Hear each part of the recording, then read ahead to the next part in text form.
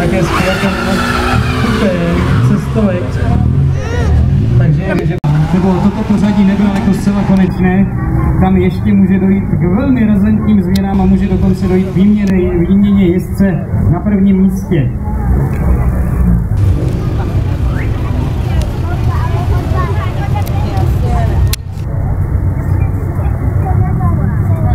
S číslem 34 Jan Čech z Mitsubishi a obsahem do 2 litrů. S číslem 42 Milou Nokosa do 1600.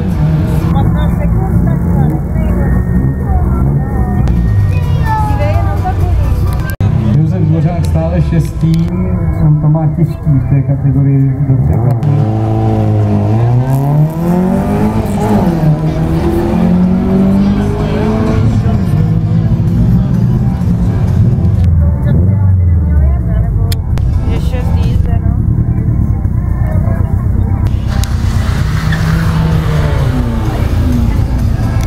S číslem 30 Jakub Sedláček, speciál benzín na 2 litry.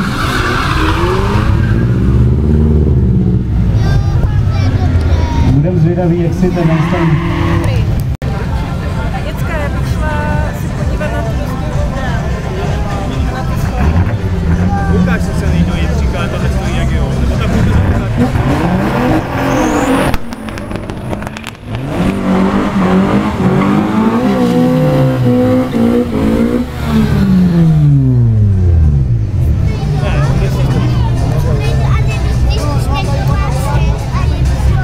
brutální zahřívání pneumatik vždycky při příjezdu na start sprintové dráhy.